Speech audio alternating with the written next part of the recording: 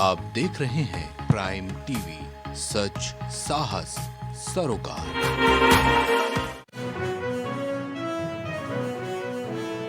CM panchayat पुरस्कार योजना कार्यक्रम में सीएम ने 370 उत्कृष्ट ग्राम पंचायतों को किया सम्मानित। मातृभूमि योजना का किया शुभारंभ। महिला सुरक्षा पर सीएम योगी का एक्शन प्लान। उत्तर प्रदेश के 18 शहर बनेंगे सेफ सिटी। 17 नगर निगम और गौतम बुद्ध नगर के साथ 18 शहर सेफ। भाजपा की नाराज कार्यकर्ताओं को मनाने के लिए टिफिन बैठक पार्टी अध्यक्ष जेपी नड्डा आगरा से करेंगे शुरुआत। राकेश टिकैत ने भाजपा पर जमकर साधा निशाना। ब्रजभूषण सिंह के खिलाफ सबूत मिटा रही सरकार।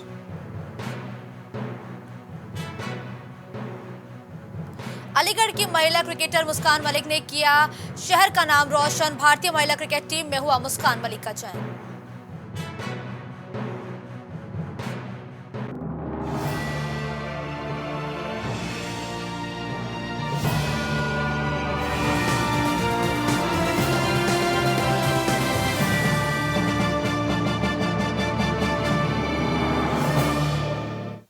नमस्कार, आप देख रहे हैं प्राइम टीवी और मैं हूं आपके साथ मुस्कान अजमानी। चलिए शुरुआत करते हैं उत्तर प्रदेश की बड़ी खबरों की ओर। यूपी के मुख्यमंत्री योगी आदित्यनाथ ने लखनऊ के इंदिरा गांधी प्रतिष्ठान में आयोजित कार्यक्रम में मुख्यमंत्री पंचायत प्रोत्साहन पुरस्कार योजना के अंतर्गत 370 उत्कृष्ट ग्राम पंचायतों को पुरस्कार वितरण किया है। इस मौके पर उन्होंने राष्ट्रीय ग्राम स्वरोजगार अभियान योजना के अंतर्गत 3145 ग्राम पंचायतों सचिवों को लैपटॉप वितरित किया। उन्होंने मातृभूमि योजना का भी शुभारंभ किया है। तो पंचायत पुरस्कार योजना कार्यक्रम में सीएम योगी आदित्यनाथ ने 370 उत्कृष्ट ग्राम पंचायतों को सम्मानित किया है, जिसकी तस्वीरें भी आप देख रहे हैं। तो वही मातृभूमि योजना का शुभारंभ करते हुए सीएम योगी आदित्यनाथ प्रदेश की राजधानी लखनऊ में नजर आए हैं।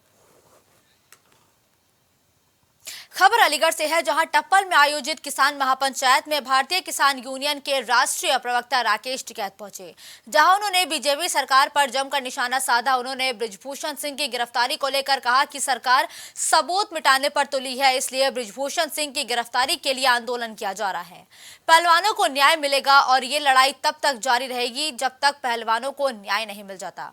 इसके साथ ही उन्होंने कहा कि किसानों के अन्य मुद्दे जैसे बिजली और भूमि अधिग्रहण के मुआवजे, इसे लेकर भी लड़ाई लड़ी जा रही है। आगे उन्होंने कहा कि हमारा विरोध किसी पार्टी के खिलाफ नहीं, जो भी सरकार गलत फैसले लेगी हम उसके खिलाफ यह आंदोलन करेंगे।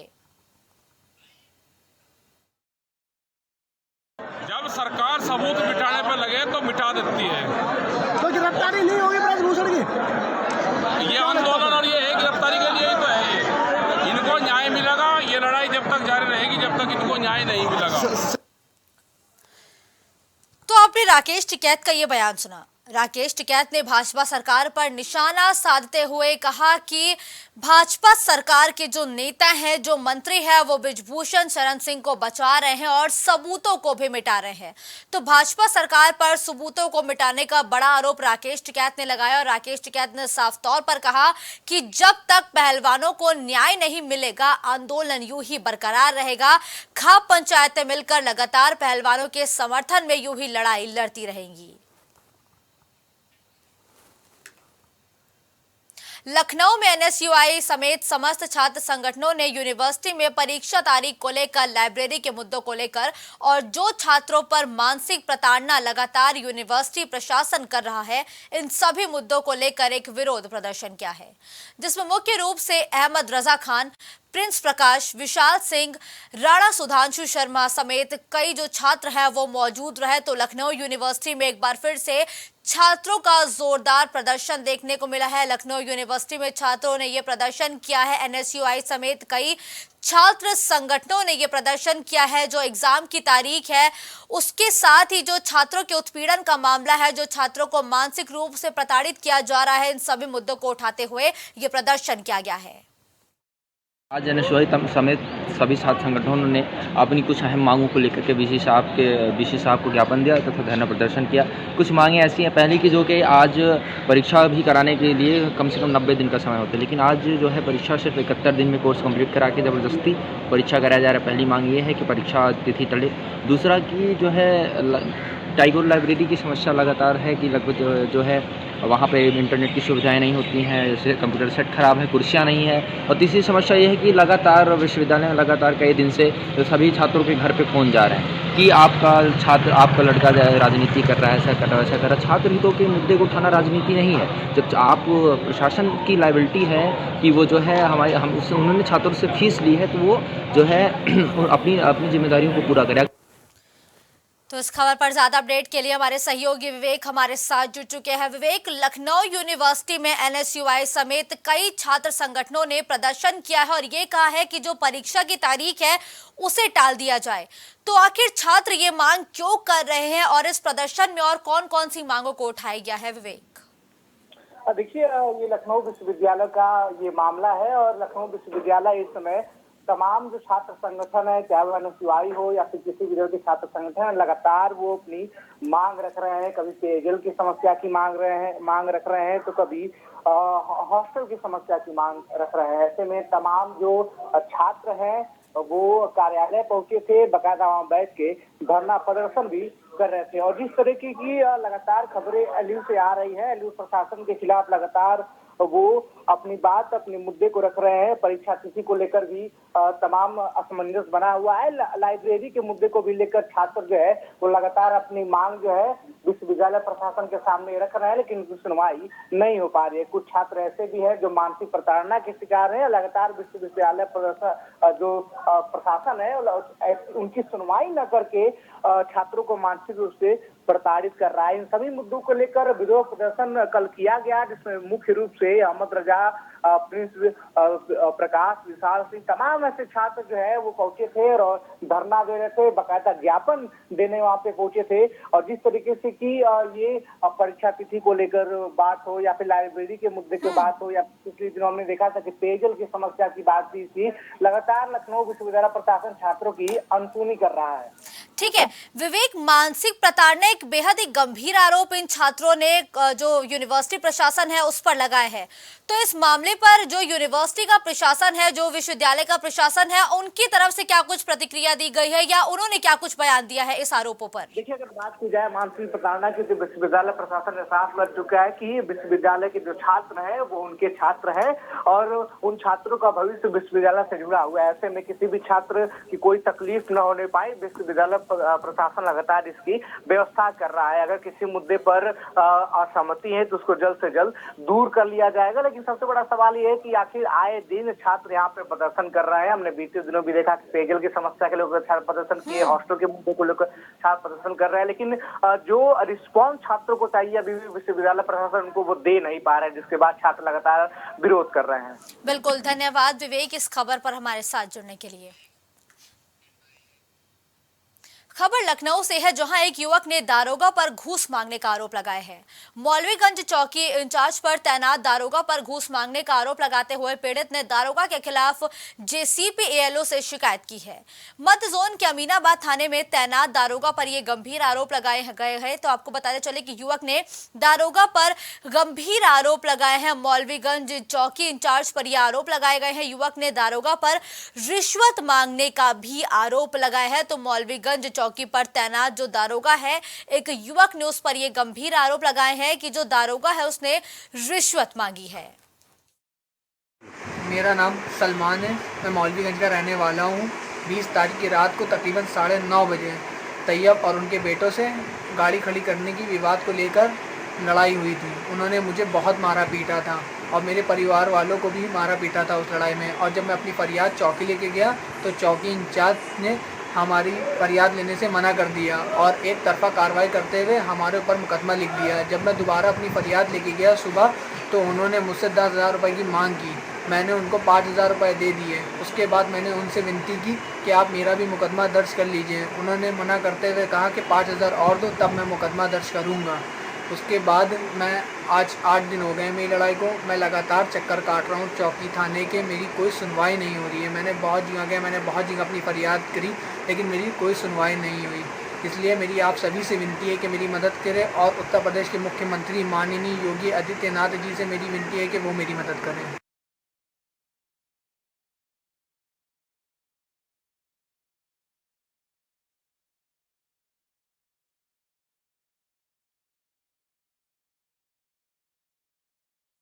ज्यादा अपडेट के लिए हमारे सहयोगी मोहम्मद कलीम हमारे साथ जुड़ चुके हैं। कलीम, अभी हमने युवकों का आरोप सुना और युवक ने साफ तौर पर कहा कि शिकायत दर्ज कराने के एवज में युवक से पैसे मांगे गए। क्या कुछ था ये पूरा मामला और अभी तक क्या कुछ कार्रवाई की गई है? से एक दरोगा है जो अमीनाबाद थाने की मौलवीगंज पर तैनात हैं, उनका नाम कृष्ण करके बताया जा रहा है और उनके ऊपर जो गंभीर आरोप है वो आरोप ये है कि एक युवक के द्वारा लगातार थाने दौड़ा जा रहा था, फिर थाने से चौकी दौड़ाई हो रही थी, लेकिन उसकी कोई शिकायत नहीं दर्ज हो रही थी। उसका आरोप है कि उसके ऊपर उल्टा ही मुकदमा दर्ज कर दिया गया, जबकि उसकी ही पिटाई की गई थी। फिलहाल इस मामले में जिस तरीके से दरोगा के ऊपर एक गंभीर आरोप है कि उसके द्वारा जो है घूस मांगा गया और घूस मांगने के एवज में मुकदमा नहीं लिखा जा रहा। इस मामले को लेकर के जब पीड़ित ने जेसीपी एलओ को शिकायत किया है तो पुलिस ने इस मामले का संज्ञान लेते हुए जो चौकी इंचार्ज थे उनके ऊपर कार्रवाई करते हुए उनको तो निलंबित कर दिया, लेकिन इसके साथ ही जो वहां पर दूसरे तैनात हैं उन्होंने भी अभी तक इस मामले में किसी तरह की कोई कार्रवाई नहीं की है। जबकि पुलिस के द्वारा ये बताया जा रहा है कि पीड़ित के ऊपर खुद पहले से मुकदमा और ये क्रॉस मुकदमा लिखाने के लिए लगातार दौड़ रहा है। लेकिन बड़ी बात यह है कि जिस तरीके से पीड़ित ने जेसीपी को शिकायत करने के साथ साथ अपना एक वीडियो भी वायरल किया है जिसमें पुलिस पर गंभीर आरोप लगाए हैं, क्योंकि पुलिस पर इस तरीके के गंभीर आरोप अक्सर लगते रहते हैं ताकि उनके द्वारा घूस की डिमांड की जाती है और उसके एवज में अगर पैसा नहीं देखिए कलीम, लगातार जो लखनऊ की पुलिस है उस पर ये आरोप लगते हैं, कभी पिटाई का आरोप लग जाता है, कभी बच्ची से छेड़खानी का आरोप लग जाता है, तो आखिर जो वर्दी है वो कब तक शर्मसार होती रहेगी? कलीम, देखिए, इस मामले को लेकर के भले ही जीरो टॉलरेंस की बात की जाती है या पुलिस अधिकारियों को एक छवि अपनी अच्छी करने की बात की जाती है जिसको लेकर लगातार अभियान भी चलाए जाते हैं, लेकिन कुछ ऐसे दागदार पुलिसकर्मी भी हैं जो लगातार इस छवि को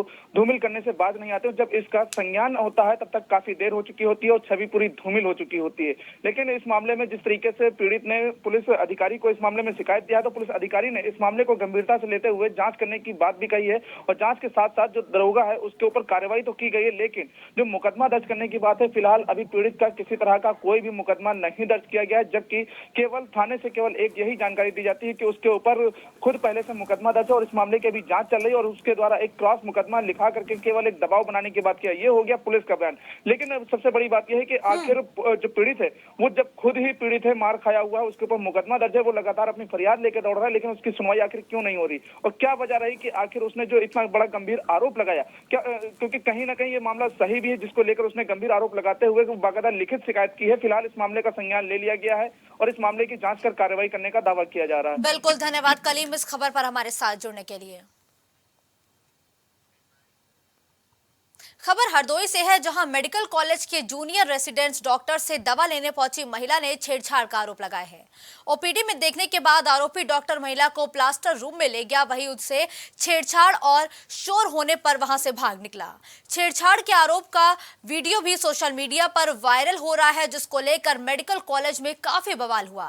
बताया गया कि महिला कमर में दर्द होने की दवा लेने पहुंची महिला ने जूनियर रेजिडेंट डॉक्टर को अपनी परेशानी बताई। डॉक्टर ने पहले तो इधर उधर देखा, टटोला, उसके बाद एक किनारे प्लास्टर रूम में ले गया, जहां उसने महिला को कोने में ले जाकर न सिर्फ छेड़छाड़ की बल्कि उसके प्राइवेट पार्ट्स को भी टच किया। डॉक्टर की इस हरकत पर महिला भड़क उठी और भागकर बाहर निकली और जोर जोर से छेड़छाड़ की बात कहते हुए चिल्लाने लगी। उधर डॉक्टर भी वहां से भाग निकला। वहीं छेड़छाड़ के आरोप का वीडियो भी सोशल मीडिया पर वायरल हुआ है। तो इस खबर पर ज्यादा जानकारी के लिए हमारे सहयोगी हर्षराज हमारे साथ जुड़े हैं। हर्षराज, एक डॉक्टर पर महिला ने छेड़छाड़ का आरोप लगाया है, कहां का है ये पूरा मामला और इस मामले पर महिला क्या कुछ कह रही है? मुस्कान, बताना चाहेंगे मेडिकल कॉलेज का ये मामला है। ओपीडी नंबर 7 में एक महिला कमर में दर्द होने की दवा लेने पहुंची थी। ऑर्थोपेडिक सर्जन ओपीडी नंबर 7 में बैठते हैं। महिला की बारी आई तो उसने वहां बैठे जूनियर डॉक्टर वो परेशान थे और जैसा आरोप है उसका, डॉक्टर ने पहले तो वहीं इधर उधर टाल मटोल कर देखा, उसके बाद एक किनारे प्लास्टर रूम में ले गए, जहां उसने महिला को कोने में ले जाकर सिर्फ छेड़छाड़ की, पर उसके प्राइवेट पार्ट को भी छेड़छाड़ की। डॉक्टर की इस हरकत पे महिला भड़क उठी और भागकर बाहर निकली, जोर जोर से छेड़छाड़ की बात कहते हुए चिल्लाने लगी। उधर डॉक्टर भी बड़ी फुर्ती से बाहर भाग निकला। जी ठीक है हर्षराज, जिस तरीके से आपने बताया कि जो महिला है वो बड़ी मुश्किल से ही जान बचा करके बाहर आती है और चीख पुकार मचाती है, जिसके बाद लोग भी इकट्ठा हो जाते हैं, लेकिन क्या इस मामले पर अभी तक जो आरोपी डॉक्टर है जिस पर आरोप लगाए जा रहे हैं, क्या वो गिरफ्तार हो चुका है या उसकी तरफ से क्या कोई कुछ बयान सामने आया है अभी तक? हर्षराज, प्रिंसिपल का कहना है कि जांच होकर कार्रवाई की जाएगी, लेकिन अभी तक डॉक्टर पे कोई कार्रवाई नहीं की गई है। जी बिल्कुल हर्षराज, धन्यवाद इस खबर पर हमारे साथ जुड़ने के लिए।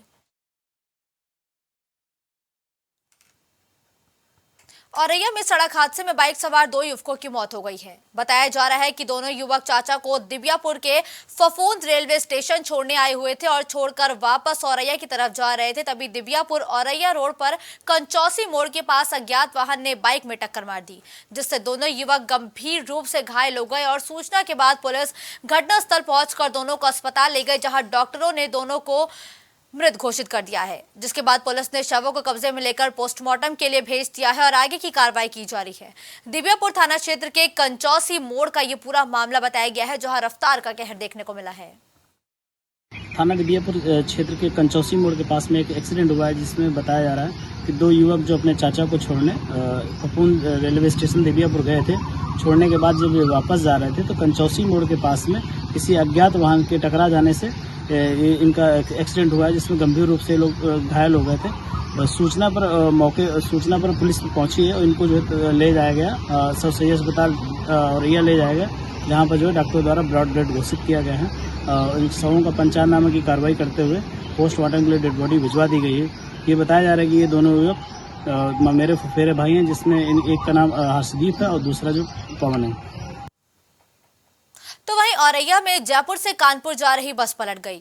औरैया NH-19 पर दीपावली रेस्टोरेंट के पास बस का संतुलन बिगड़ने से बस डिवाइडर से टकराई और रोड पर जा गिरी। बस में बैठे 1 दर्जन से ज्यादा यात्री घायल हो गए। वहीं सूचना पर पहुंचे पुलिस ने ग्रामीणों की मदद से सभी को बस से बाहर निकाला और एम्बुलेंस से अस्पताल में भर्ती कराया, जहां उपचार भी लगातार सबका जारी है। वहीं कुछ लोगों को कानपुर मेडिकल कॉलेज भी रेफर कर दिया गया है। ये गुजरात की बस थी, प्राइवेट बस थी, जो गुजरात से आ रही थी कानपुर, और हमारे अजीत मल के पास 5 किलोमीटर इधर बिफोर आकर के वो पलट गई बाइक। जो उनसे पूछताछ से जो यात्रियों से ये पता चला कि वो संभवतः उसने कुछ ड्रिंक कर लिया हुआ था, तो उसकी पलट गई। फिलहाल हमने तत्काल उसको लगा करके क्रेन खड़ी करवाया और घायलों में 11 घायल हमारे थोड़ा सा गंभीर थे, उनको प्राथमिक चिकित्सा के बाद हमने कानपुर और सैफई मेडिकल कॉलेज भेज दिया है। बाकी जो हल्के फुल्के बिल्कुल थे उनको एक अलग से बस लगा करके हमने कानपुर भिजवा दिया अपने से। कोई कैजुअलिटी नहीं हुई है ये रात। ऐसा है, मुरादगंज के पास एक स्लीपर बस उलट गई है, तो अभी तो कुछ मरीज आए हैं, अभी और आ रहे हैं क्योंकि बस अब खड़ी की जा रही है। तो कुछ इंजर्ड आए हैं, जिनको जो ज़्यादा गंभीर हैं उनको फर्स्ट एड देके बाहर रिफ़र कर रहे हैं कानपुर हेल्थ मेडिकल कॉलेज। अभी पूरी संख्या नहीं पता है, क्योंकि अभी बस जब खड़ी की जाएगी और उसमें से इंजर्ड और निकलेंगे तभी पूरी संख्या का पता। फतेहपुर में शॉर्ट सर्किट से चलते कंटेनर में भीषण आग लग गई। कंटेनर चालक और खलासी ने कूदकर अपनी जान बचाई। बताया जा रहा है कि कंटेनर पेंट लाद कर कानपुर से बनारस जा रहा था। वही सूचना के बाद पहुंची फायर ब्रिगेड ने कड़ी मशक्कत के बाद आग पर काबू पाया। खारा कोतवाली के कनवार बॉर्डर के पास का ये पूरा मामला बताया गया है। तो धू धूकर जलती हुई ये तस्वीरें आप देख सकते हैं। ये तस्वीरें फतेहपुर की है, जहां शॉर्ट सर्किट से एक कंटेनर में आग इतनी भीषण लग गई और आग ने इतना विकराल रूप धारण कर लिया कि जो कंटेनर है वो धू धूकर जलता हुआ नजर आया और इस आग लगने की वजह फिलहाल शॉर्ट सर्किट बताई गई है। खबर बुलंदशहर से है, जहां सड़क पार कर रहे तेज रफ्तार कैंटर ने 2 लोगों को टक्कर मार दी और मौके पर ही दोनों लोगों की दर्दनाक मौत हो गई। बताया जा रहा है कि दोनों मृतक फूल की माला बेचने का काम करते थे। एक्सीडेंट की सूचना पर पहुंची पुलिस ने ड्राइवर को गिरफ्तार कर कैंटर गाड़ी को कब्जे में ले लिया है। वहीं शव को भी पोस्टमार्टम के लिए भेज दिया है। सिकंदराबाद कोतवाली क्षेत्र के पुलिस चौकी पोस्ट दनकौर बॉर्डर के पास ये पूरी घटना बताई गई है। ये सवेरे जी करा में डेली माला बेचने के लिए सिकंदराबाद आते हैं, और जैसे ही वहाँ भट्टा पे ये माला वाला देते हैं, वहाँ जैसे उतरने के बाद जैसे माला वाले ने वहाँ दी है, और देने के बाद जैसे ही रोड पे आए तो जो डंपर जो ये कैंटर है जो भी ये आ रहा था अपनी स्पीड पे, और इसने का नाम है बिन देखी इन्होंने गाड़ी टक्कर मार कर साइड से चल पड़ते हो। तो पुलिस जो इन्होंने ये जो डंपर पकड़ो यहाँ आके पकड़ो इन्होंने।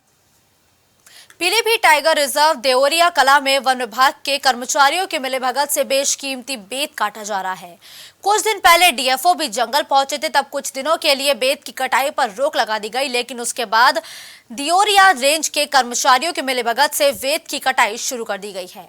बता दें कि पीलीभीत टाइगर रिजर्व होने के कारण जंगल में आम जनमानस का जाना पूरी तरीके से प्रतिबंधित है, लेकिन उसके बाद भी जंगलों के बीचों बीच से बेशकीमती बेत की कटाई की जा रही है।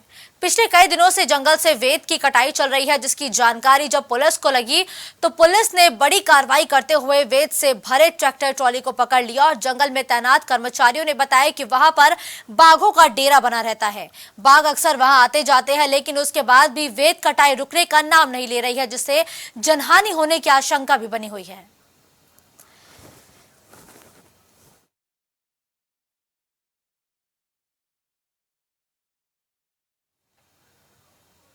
खबर औरैया से है, जहां 2 जिलों को जोड़ने वाले पीपा पुल को बाढ़ आने के चलते हटा दिया जाएगा, जिसके बाद इस पुल को करीब 45 गांवों का संपर्क भी टूट जाएगा। बता दें कि ये पुल हर साल 6 से 8 महीने तक ही रह पाता है और बाढ़ के खतरे को देखते हुए इस पुल को खोल दिया जाता है। इस पुल के खत्म होने से दोनों सीमाओं इटावा और औरैया का संपर्क टूटने के साथ ही हर साल गांवों के लोगों के लिए समस्याएं तक खड़ी हो जाती हैं, जहां इन लोगों को शहर जाने के लिए 40 से 45 किलोमीटर तक का सफर तय करना पड़ता है।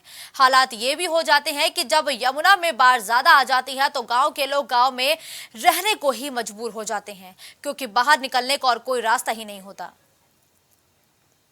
तो पीपा पुल के हटने से गांवों का संपर्क टूट जाएगा। जी हां, जब भी बारिश का मौसम आता है तो उस पुल को हटा दिया जाता है, जिससे 2 गांवों के साथ ही कई गांवों का आपस में संपर्क भी टूट जाता है और बारिश के मौसम में लोगों को कई घंटे और कई किलोमीटर तक का सफर तय करना पड़ता है ताकि वो शहर पहुंच सके।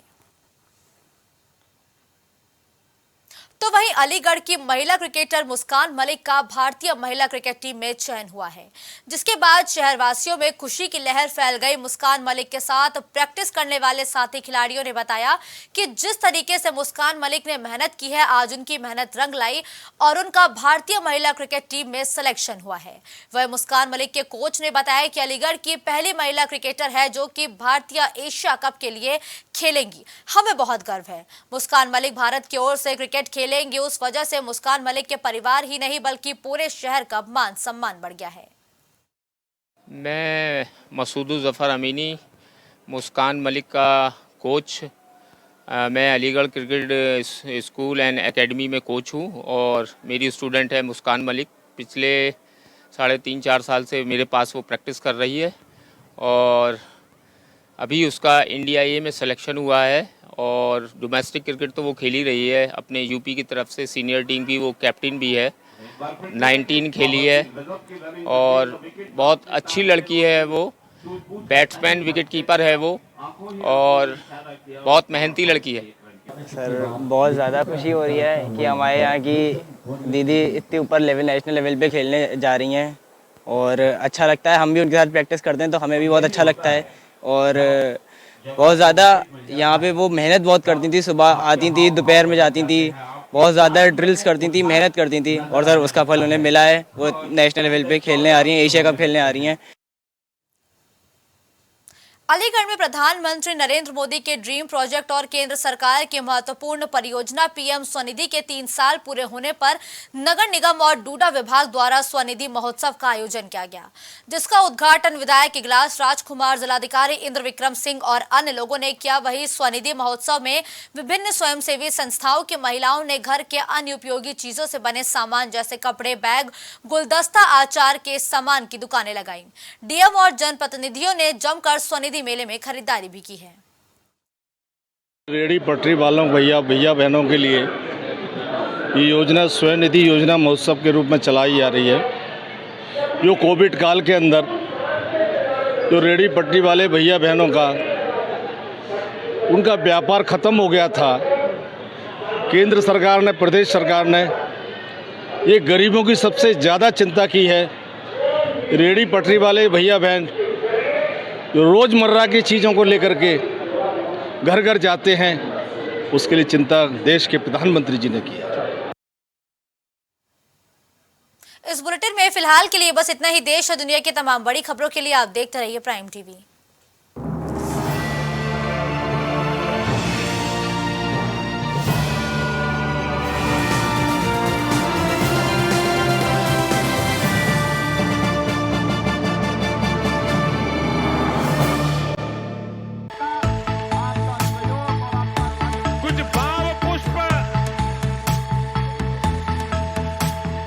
आप देख रहे हैं प्राइम टीवी, सच साहस सरोकार।